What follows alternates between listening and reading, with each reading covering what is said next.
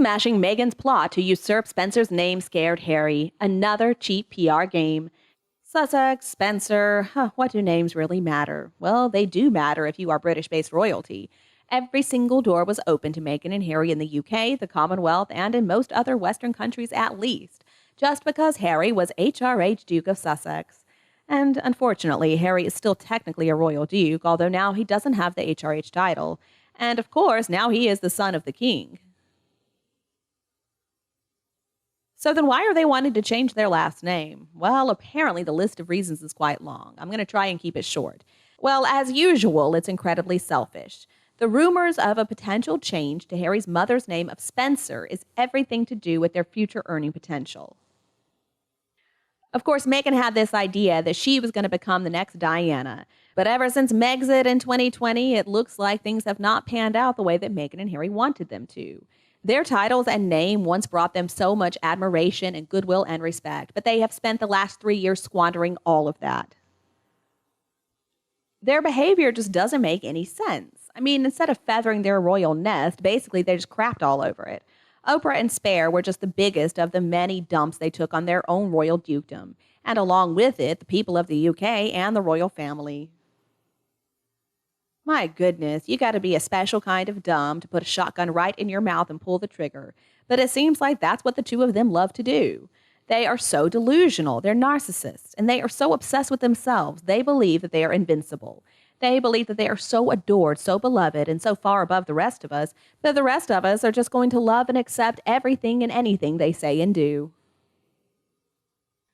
And they certainly have done a lot, haven't they? So much, in fact, that Meghan's popularity rating now stands at -47 in the UK, and Harry's not too far behind. But they don't really care what anybody thinks about them in the UK. After all, that is not their target market. But you gotta understand, their reputations in the US have also taken a nosedive. Because it's not every day that a duke and duchess get called effing grifters by somebody, let alone by an executive at Spotify. An executive, by the way, of a company that contracts them and paid them millions to produce content. Content that is apparently absolutely worthless. And you know what? It looks like they are finally reaping what they have sown. Their actions do have consequences. Or as Isaac Newton scientifically set out in his third law of motion, for every action, there is an equal and opposite reaction, which in the case of Meghan and Harry equals about -47.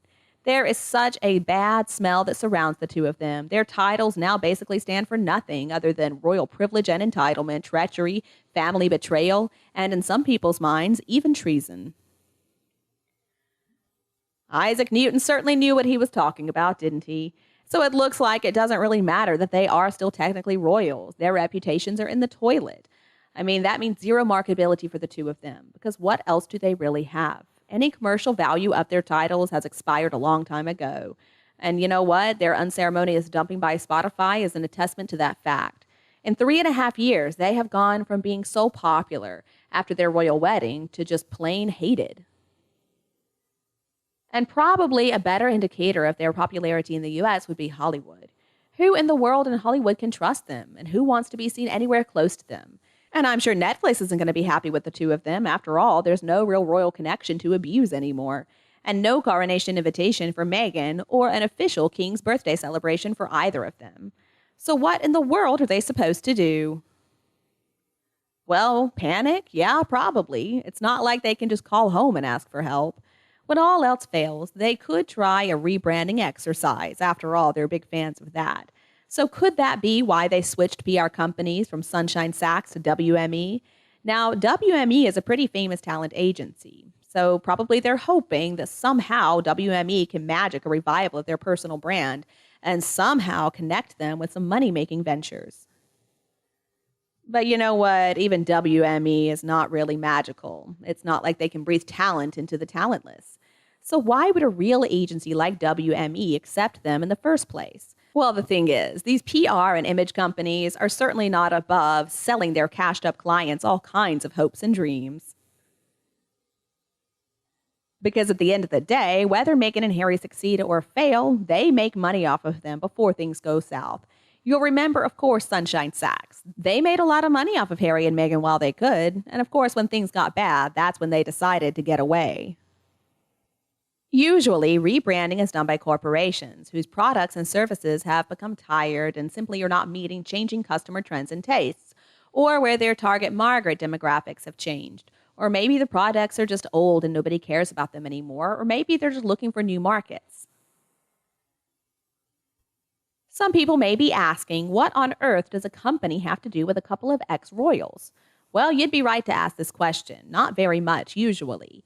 But of course, Meghan views herself as this multi-talented global brand. But since they've run out of royal gossip and royal cachet to market in interviews, podcasts, and books, the two of them don't have anything else to offer. And if Meghan is trying to reinvent herself as some type of influencer, well, I'm sorry, but that's not going to work. The market is already filled to the brim with big names who have beaten her to it a long time ago. Her stupid little blog, The Tig, was absolutely nothing. Now, Gwyneth Paltrow is a perfect example of what Meghan is trying to be. With her brand, the less than inspiring name of Goop, well, she's been doing that since 2008. And Goop's got all kinds of stuff for sale, from $75 candles to 2 roll-ons called One Smells Like My, I'm not even going to say it, and then another called Smells Like My, again, I'm not going to say it, and they sell for $45 each. My goodness. I know what you're thinking. Meghan loves to copy other people, but please, this is a case of less is more. Meghan Markle, nobody wants to know what your smells like. But anyway, back to the name change. So would a change of last name mean that Meghan would just be plain Meghan Rachel Spencer without Duchess? Well, probably yes, because Harry wouldn't carry the name of his royal house, so how could he continue to be a royal duke? But even without the Duchess title, Meghan technically would still have the right to style herself as Princess Henry. But I would guess that, forgetting for a moment that she's a consummate man-climber, this wouldn't really appeal to her. She claims to be a feminist after all. And besides, if a divorce is going to happen soon, it's not like she would be able to retain the Prince Henry title. Although, if she hurries up with the name change, then I guess she could probably keep her new name of Spencer.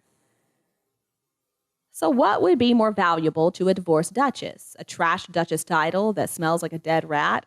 Or what about a newly recycled Spencer surname with echoes from a very aristocratic British past, with which to go after a billionaire or 2 or 3 or 5?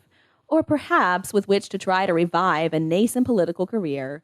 So what really is in a name? Even Black Lives Matter spoke out and criticized them for being useless users. If you ask me, their new PR company is floating the name change concept to see the world's reaction, and basically just to keep their names in the news. It is their first trick up their sleeves as an agency. Now, clearly, they didn't get the best of the best working for them at the agency. When you really are a bankable star, they're going to put their best and brightest in the room. And these two got the interns in the first years who were figuring out how to rebrand them.